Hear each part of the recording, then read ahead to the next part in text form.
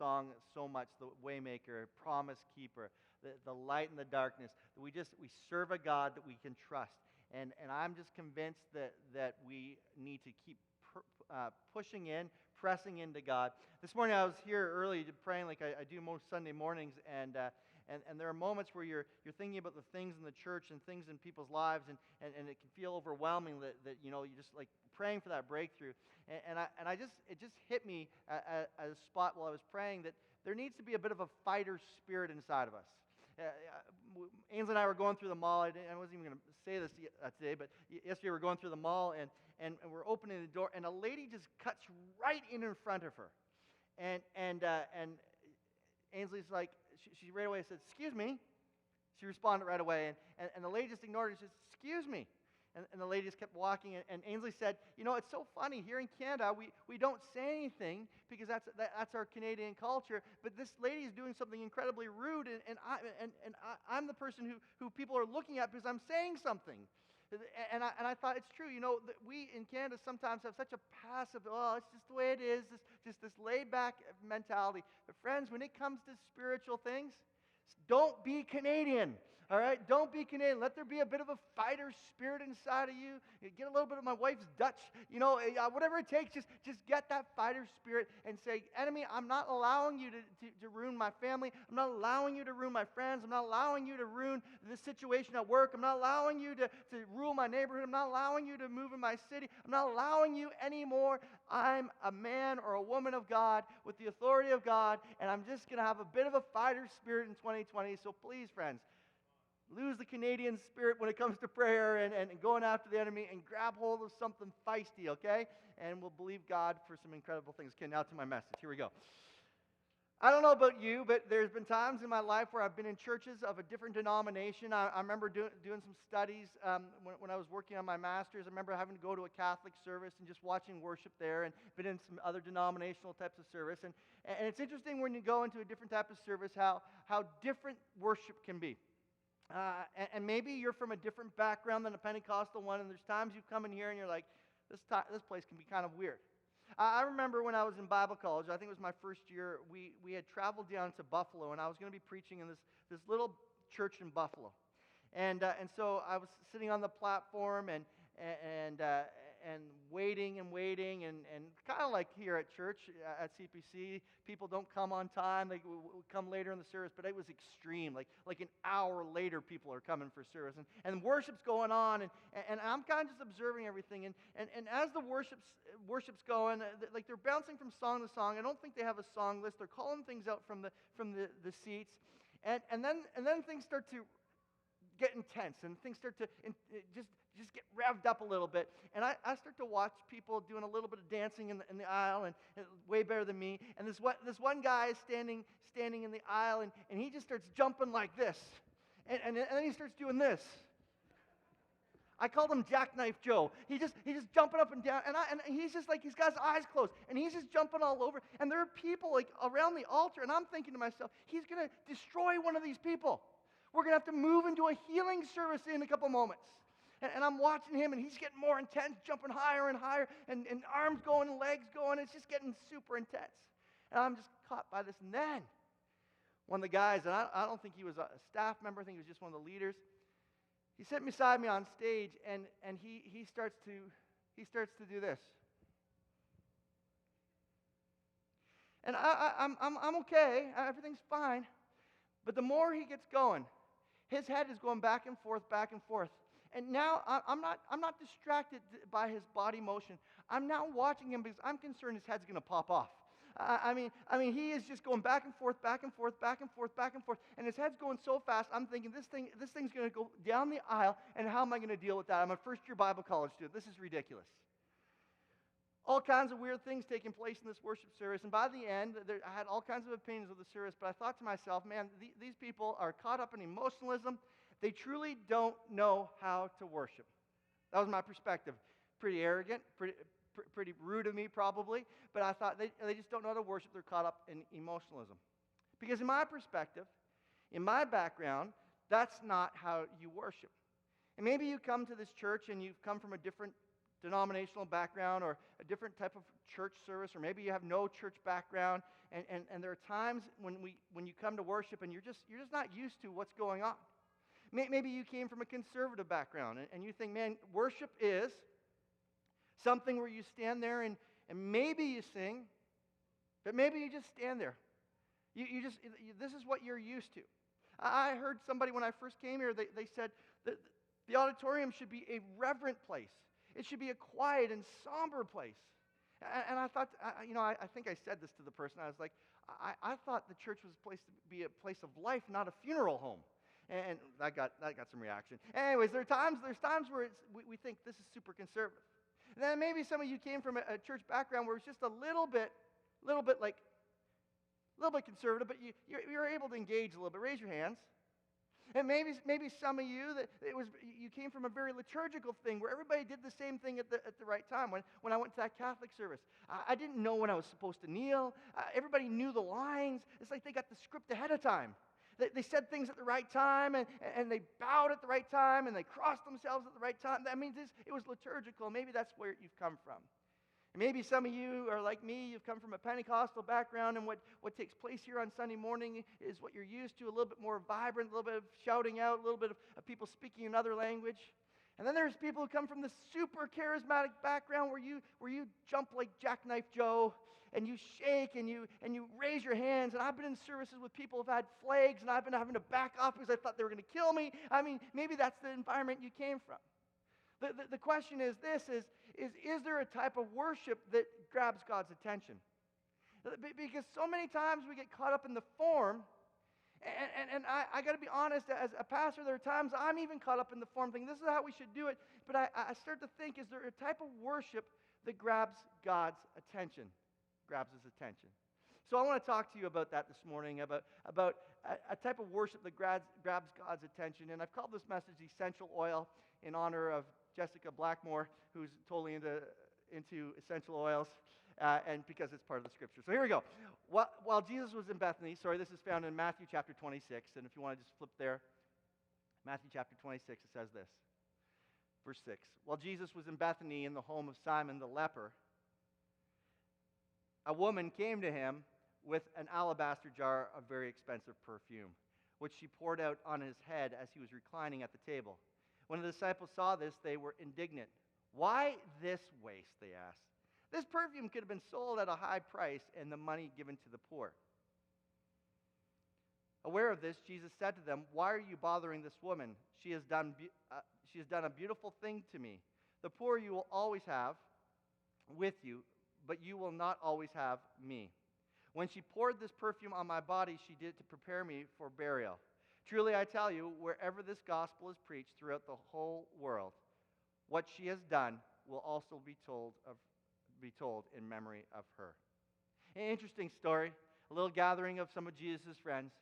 I'm convinced that this is one of those testimony gatherings, and we'll look at that just in a moment, but there's some pretty significant players in this story. And in the middle of the story, most likely it's Mary, based upon the other gospel renditions of the story. Mary comes to Jesus, and she breaks an alabaster jar of essential oil on his head, pours it out. And there's a little bit of indignation in some of the disciples, but in particular Judas, who's ticked off that she's doing this. And Jesus says, hey, listen, don't be angry that she's done this. She's so caught my attention. This woman, Mary, has so caught my attention by what she's just done that I want you to know that wherever the gospel's to be preached, this should be shared. Wherever the story about me is told, let this story be told. I mean, friends, this is incredible. I mean, it's not just one act that Jesus is going, that was good. Very good. You got my attention for a moment. He's like, this has so caught my attention. Her act has so caught my attention that I want this story told everywhere. I want people to hear about it. I want people to know what she's done. She has done something that's caught my attention. And I'm convinced that it was her act of worship that caught the attention of Jesus. And this morning, I think that we need to look at some of the questions that Mary had to ask herself to bring about a form of worship that got the attention of Jesus Christ. So let's look at those questions. The first question is, who is this for? Who is this for?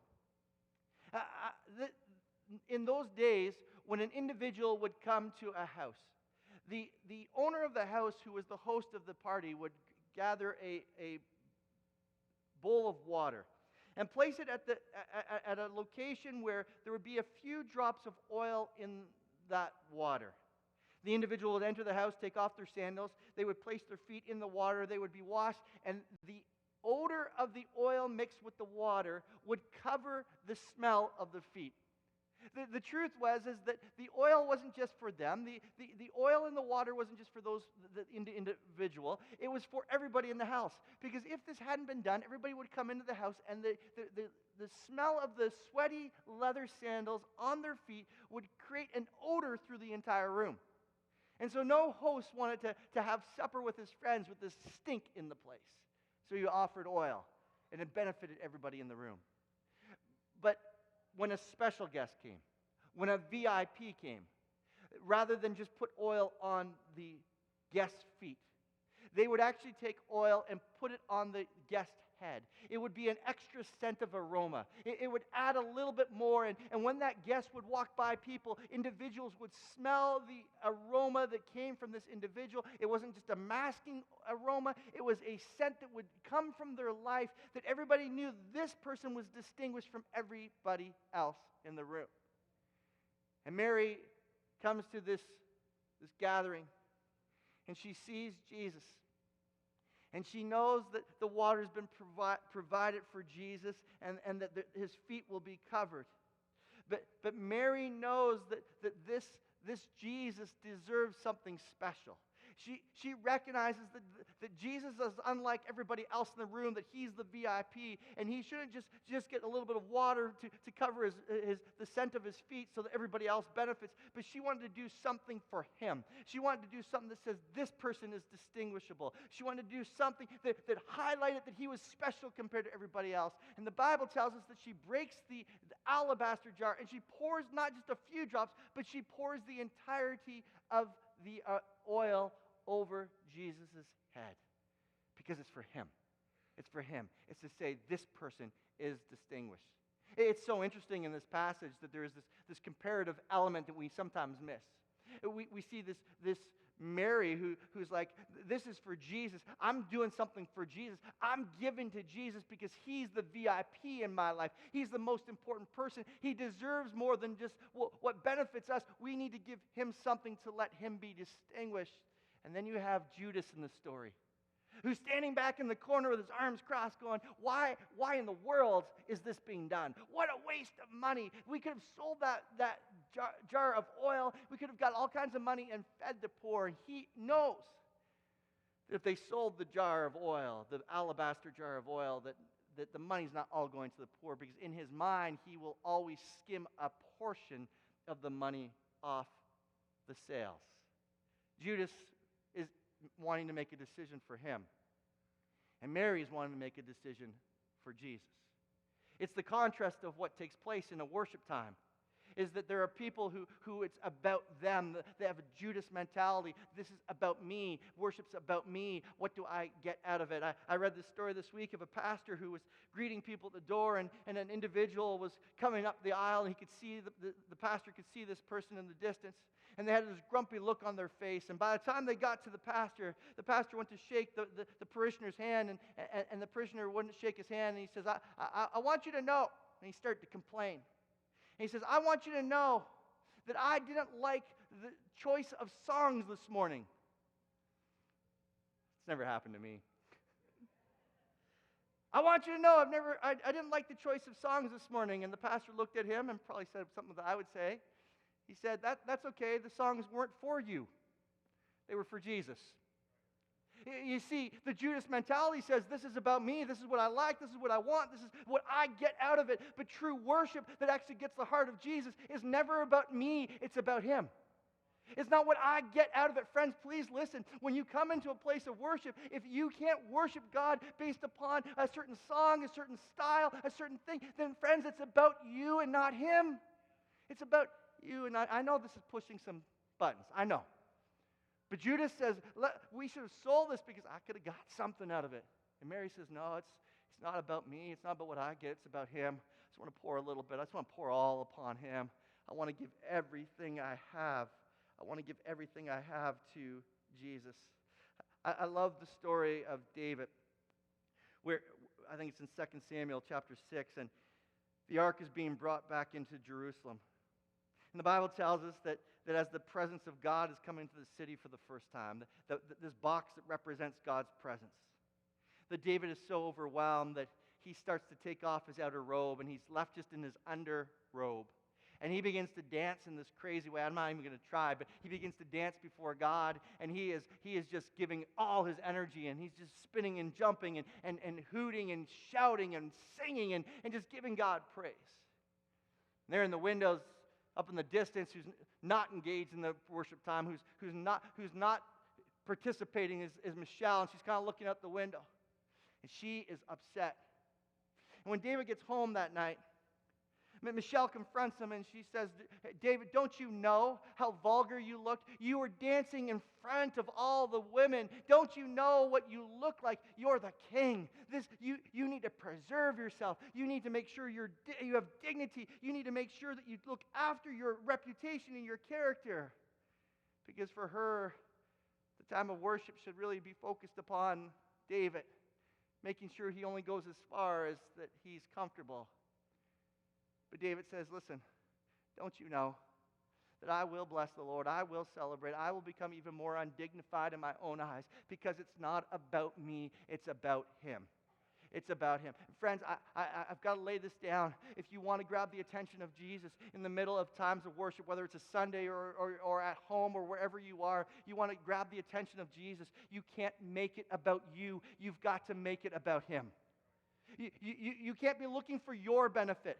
You can't be, I'm going to worship so I get something. I'm going to worship because I feel good. I'm going to worship because it does something for me. No, it's about the king in the room. It's about he deserves the oil. He deserves the essential oil. He deserves something from me that responds to who he is.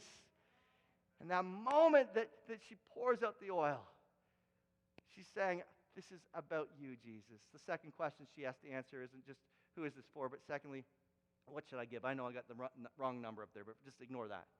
What should I give? What should I give? The Bible tells us that she took an alabaster jar.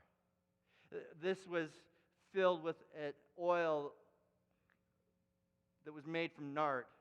Nard was a rare spice that came from India. And it would have cost 300 denarii. We find that out through the Gospels, or 1 year's worth of wages. This was so valuable that the jar didn't just have a cork in it. It didn't just have a lid like you see over at the bay, on the cologne bottles, where you just take the lid off and then put it back on. This thing was sealed with wax to ensure that the oil didn't evaporate, the scent of the oil didn't evaporate, to make it as pure as possible. That the moment that this was to be used would be a special moment, and it most likely would be used to anoint someone's body for burial, to preserve a certain smell within the tomb, something that was done in that culture. It was so special, only to be used once. The historians believe that this was so valuable that this may have been an heirloom that was passed from generation to generation. The value of it, like 1 year's worth of wages. I mean, cologne and perfume is pretty expensive, but it's not 1 year's worth of wages. This was so expensive that it may have been an heirloom. And as Mary's in the room and she's holding this alabaster jar, and this is the best thing I could find around the church, this alabaster jar. This thing that's been passed down probably from generation to generation. This thing that's worth a whole year's worth of wages and can buy her a lot of things if she sells it. She looks around the room, and the Bible tells us some of the names of the people who are in the room. There's a man by the name of Simon who's hosting this party. And it says Simon the leper. Now he's not still a leper, because if he was still a leper, they wouldn't be able to have this party. He'd be unclean. He was a leper. And then Jesus stepped into Simon's life. And Jesus stepped in a moment with Simon. Simon desperately needed a physical miracle, and Simon was healed by Jesus. He's there hosting the party, most likely why he's hosting the party. Mary looks around the room. She sees her brother Lazarus. Lazarus was sick one day, so sick that They sent for Jesus, and Martha went running to where Jesus was and says, you need to come. My brother's sick, and Jesus ended up taking 3 extra days. And when Jesus arrived at their community, Lazarus had been so sick that he actually died, and they wrapped him in the cloths and put him in a tomb. But Jesus came, and despite the difficulty of the situation, stood by the gravesite with tears in his eyes, and he instructed some men, hey, just move the stone away. And they said, but don't you understand? He's been dead for a few days, and if we remove it, there's going to be a terrible smell. Jesus is like, remove the stone. And the stone gets rolled away, and people are looking at him like he's crazy. And all of a sudden, Jesus does something that nobody had ever seen before. He declares something to the dead man in the tomb. He says, Lazarus, come forth. And a few seconds later, this brother of Mary and Martha begins to hop out of the tomb, wrapped in his bandages, alive again, astounding the crowd. I'm convinced that those are the two that we know, but there were other people in the room who had a story to tell about what Jesus did. They had a story of how he stepped in, maybe someone who was blind, maybe somebody who had a disease, maybe somebody who was demon-possessed. They all had a story. They were there to celebrate this Jesus. They were all there to celebrate him. They all had a story. And as Mary is standing there with what is so valuable, and she sees the results of what Jesus has done in other people's lives, she thinks to herself, what should I give him? I should give him that which cost me something. I should give him that which is unbelievably expensive. I should give him that which will be a sacrifice, a year's worth for just a moment. But he is so great, he deserves this type of oil. In the moment, she knows that she's got to give Jesus something that cost her something. Friends, I want to suggest to you this. True worship that gets God's attention is something that will cost you something. I mean, I don't know about you, but there are some Sundays I come in here and I don't have the energy to worship. Anybody with me? Some of you are lying because I saw it this morning. You're just like, oh, when's it going to be over? We've been here for 3 minutes already. And it's not because of a spiritual coldness or sin in your life. It's just because life takes the energy out of us. We come into church sometimes. It's hard. It's hard to worship. It's hard. It's a sacrifice. There are times where we get engaged in the worship and something's moving in our hearts, but we hold back on our worship because if we worship God the way that our spirit or our soul is telling us to worship God, people might think we're a little radical. I mean, for some of us, if we raise our hands, that might be a little radical. 2 hands, oh my goodness, that's double radical. You start to move your feet, especially somebody like me who's got no rhythm, and that's completely radical. And people will look at you and go, what are you doing? And people will say things out loud, or they'll jump, or whatever. And there are times where our spirits are saying, hey, push in. Give God a little bit more. It's going to cost you something. But in our minds, we think to ourselves, if I do that, my reputation is going to be at risk. Cost you something. There's a story in 2 Samuel chapter 24. David's done a census, and God's not really happy because whenever an individual did a census that wasn't determined by God, it was an indication, it was a public statement that the people belonged to that king. It belonged to the person in charge. He may not even realize it, but when God called the census, it was count my people. But when a king did the census, it was I'm going to count my people. And in this moment where David does the census and he doesn't have permission by God, he's acting in a moment of pride, and God's not happy. And he comes to David and he says, hey, I got three options for you. There's this option to punish you for your sin. There's this option to punish you for your sin. And then there's this one. And the last one's the shortest, but it's pretty severe. He's going to send a plague, and he's going to take out some of the Israelites. And David thinks, that's the shortest. It's going to be done quickly. Let's go with that one. The plague starts to happen. And David becomes overwhelmed that people of God are dying. And there's a contrition inside of his heart. And God responds in a gracious way as he sees the contrition in David's heart. And he comes to David and he says, David, listen, this is what I want.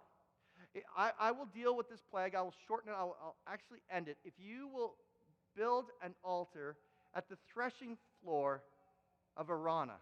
And David's like, I'll do that, Lord. I'll do that. To stop this, absolutely, I'll do that. And so he goes to meet this king, this man who owns the land, Arana. And as he's walking out, Araunah sees him, and he comes running out to David, and he's like, David, my king, what do you want? What do you need? And David's like, I just need the threshing floor. I need it to build an altar there. And Araunah says to David, listen, I'll tell you this. I will not just give you the field. I'll give you the oxen. I'll give you the wood. I'll provide everything you need to do this altar before God. And this is the verse that, if you just put this up right now, 2 Samuel 24, verse 24. It says, the king replied to Araunah, no, I insist on paying you for it. I will not sacrifice to the Lord my God burnt offerings that cost me nothing. I'm not going to offer God something that costs me nothing. Friends, there's a lesson to be learned here from Mary and from King David. When it comes to our worship, what we give to Jesus, if it doesn't cost us something, then it's not truly worship. If there's not, it's not, maybe that's wrong. Maybe say, if I say praise God, is that not worship? But I'm telling you, that which grabs the attention of God, and what we see through the whole Old Testament, whenever there was an offering, whenever there was worship, it cost the people something.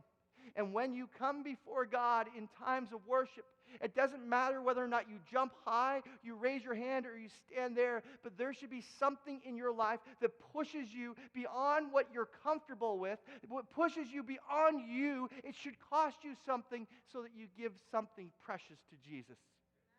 You see, there are times where for some of you, raising a hand is costing you something. And Jesus doesn't care that you're not jumping up and down, but it costs you something. It makes you uncomfortable. And he goes, look, I'm so proud of this person. I'm so honored by that person. They've worshiped me with their hand, and I know it cost them something. And that's true worship to me. And then there are other times where people are very, very demonstrative, and they're dancing all over the place, and God goes, hey, I want you just to be still. No, I'm a dancer. I'm a dance worshiper. I throw it down with the best of them. I am so good. I got rhythm in who I am. And God goes, no, I want you to just hold it together because that makes you feel uncomfortable. You're so into being demonstrative. I want you to hold it together and worship me just very quietly. And in those moments where we're uncomfortable and we want to do more, but God's saying, I just want you to sacrifice something to me because it's that which costs that I'm looking for. It's that which cost us that I'm looking for. Friends, true worship that will grab the attention of Jesus is always something that costs us. I remember 2-3 summers ago, I was preaching in Manitoba at their family camp. I was doing a service on worship. And this was like Tuesday, I had started on Sunday, and this was a very conservative camp. And I remember at the beginning of the week going, oh man, this is going to be unlike most camps that I've ever done. And great people, nice people, but just very conservative in their response. And even some of the jokes I told, they're just like looking at me. And it took them a while to get warmed up. And we're in this service on worship. And I'm pushing. I'm not making stuff. I'm preaching biblically. And I'm talking about scriptures that have to do with worship. And we get to the end. And I said, we're just going to worship God. And so I'm in the front row. And the worship team starts to lead us. We had prepared this ahead of time. And I start raising my hands and start, praising God with some passion. And all of a sudden it hit me that if I was going to truly live out what I just preached, I needed to, in this moment, I needed to give a little bit more than I was used to. And friends, you can watch me on Sunday mornings. Sometimes I'll get into it, man. I get weird worship moments. It's like, and I get excited. But there, in this moment, I just felt like I should start to jump up and down. And so we're singing, I'm jumping up and down. And then I start doing this. Start kicking my feet. This is about as much rhythm as I got. And I'm kind of doing this. And I thought, God, this makes me feel so uncomfortable. This makes me feel so uncomfortable. And the people here, they're probably not going to listen to me for the rest of the week because the preacher just went nuts on Tuesday night. I just constantly reminded, Jeff, let it cost you something. Let it be a sacrifice. Let it be a full jar of oil. Just bring something that cost you. And in that moment, I gave everything, and I felt it. I knew if anybody was watching me, I looked stupid. I looked ridiculous. I looked foolish. And yet, I sensed the smile of God upon my life in that moment. As I'm jumping, and I can't call it dancing, but as I'm moving with energy, I just sense the smile of God, like I've got his attention. Because, friends, I didn't bring to God just something that was easy to give him. I brought something that cost me. And I want to encourage you. I'm not saying to do this for the sake of me or for the sake of anybody else, but I'm encouraging you to do it for the sake of Jesus. That when you come into a place of worship, whether it's here or it's at home, that you would push yourself to a place where it costs you something. And in the moments when you don't feel like worshiping, you say, I will bless the Lord. That you will speak to your body and say, I'm going to commit a sacrifice of praise. I'm going to give something that's worth a lot. And Mary shows us as she breaks the jar of oil that true worship should cost us something. Second question is, what should we bring? Lastly, the last question I think Mary had to answer was, how should I worship? How should I worship? Like, I know who it's for God. What should I bring? I should bring that which cost me something. But how should I worship? Would you just throw this next slide up? Saw this week. Thought it would be good. These are ways to worship God. The elbow flap is for the rookie. You just in worship, you're just like worship. You're feeling it, but you're kind of doing this. Then you got carry the TV. Just carry the TV. This is the rookie level, they say. And then there's go big screen. Just from here to out here, big screen. Then you got the intermediate level. My fish was this big. We put our hands like this. Then there's hold my baby. This is where I'm most comfortable. Hold my baby. Just put our hands out like this. Then they have Mufasa. Never mind. Then there's pro worship. This is dual light bulbs. Goalpost and heartburn. Some of you appreciate it more than others. Then there's pointer, hatchet, and schoolroom. It's one hand praise. Then there's the expert, the village people. Then there's Rocky, touchdown. It's good next weekend. And I love it because making fun of how we worship. And I actually, this morning as I'm worshiping, I'm thinking, which one am I doing? I'm holding the baby. How are we supposed to worship? And friends, please listen.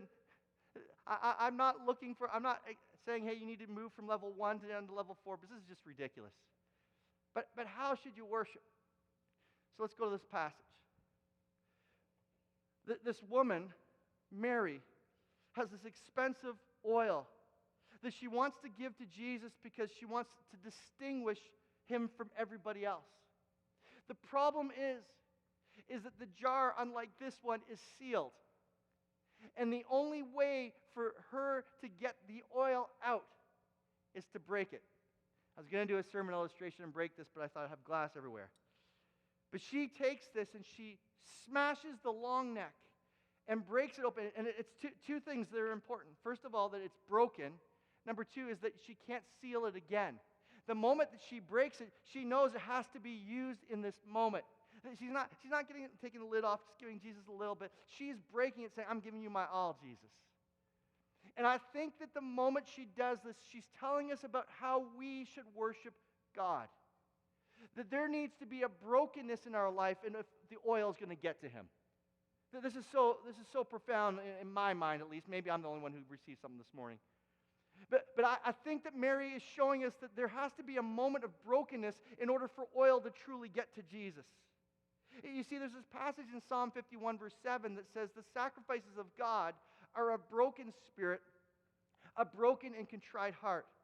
O God, you will not despise. I think that what God is telling us through the psalmist is that what God is really looking for in the middle of worship isn't whether it's goalposts, a touchdown, or holding the baby, or carry the big screen TV. He's not looking for the how. He's not looking for the dance, although all through Psalms tells us all kinds of ways that we can engage in worship. But it's not so much necessarily about the physical responses that this has got to happen, this has got to happen, this has got to happen. But what he's looking for is people who are broken in the middle of worship. People who allow themselves to be broken so that the oil can get out, so the essential oil can get out. You see, I've told this before, but my son, Bailey, had a car accident about 4 or 5 years ago. I'll never forget it, driving to early morning prayer one Tuesday morning, summertime. I get a phone call from him. It's about 28 to 7. 27, 28, I can't remember exactly, but he says, "Dad, I've been in a car accident. I've totaled your car." My first thought was, is he okay? Second thought was, why'd you total my car?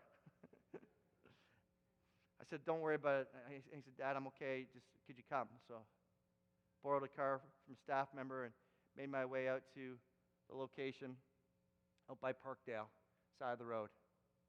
He had been driving the car, and the steering wheel he was coming around a turn like this on the highway. The steering wheel locked, and he tried to pull out, but the steering wheel wouldn't move, and so he went straight for the wall. And then, because he had been pulling, as soon as it hit the wall, the steering wheel unlocked, and he had spun across the 417. Went off the highway, didn't hit one car, which is amazing for early morning traffic. Went off and hit one of those big steel walls. Went right through. Totally destroyed the car. When I got there, he had told me he had destroyed the car, but what I saw just overwhelmed me. It looked like my little Mazda 3 had thrown up its engine. I mean, I've got the picture still. The thing had, you could not figure out where the oil was. Like, there's no way you could, it was just like the thing had thrown up itself. And I saw him in a police car, and I went over, and the police officer stopped and said, "Look, I'm his dad." And I was like, "Okay." And the officer said, "Look, there was a car malfunction. There's no, he's not at fault. And went through it all. But your son's okay, and we'll take it over." And he gave me all the instructions. So I'm just kind of holding it together, give Bailey a hug, and we go over to the yard, and we get all the stuff out of the car, and we get home, and I walk through the door. And Ainsley's there, and she came, gave Bailey a big hug. And friends, you have to know this about me. I'm not a crier. My kids always says that Dad never cries. There are rare moments when I cry, like it's got to be for a good reason. In that moment, I lost it. I broke down sobbing in that front hallway. Because what happened in that moment was I had stopped guarding my emotions, and I allowed the reality of the situation to hit my heart. And when the reality of the situation hit my heart, I could not do anything but allow my emotions to spill out. And I was bawling, and I said, "We could have lost him," sobbing that day. Ainsley came over and held me for a while till I stopped. I allowed the reality to hit me. Friends, in that moment, as Mary's there, knowing that she wants to anoint Jesus with the very best, and she looks around and she sees Lazarus, the changed life. She sees Simon, the changed life. She sees other people with changed lives. The reality of who the man in the room is hits her heart. The reality of who Jesus was hit her heart, and she couldn't do anything but allow brokenness to happen. Allow there to be a brokenness of the jar so the oil could get to Jesus.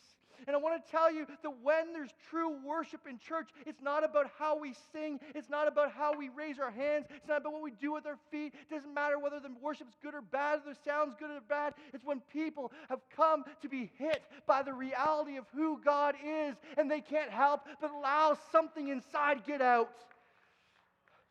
Friends, I'm preaching from something deep in my heart. There are moments I feel like we just go through the functions of worship.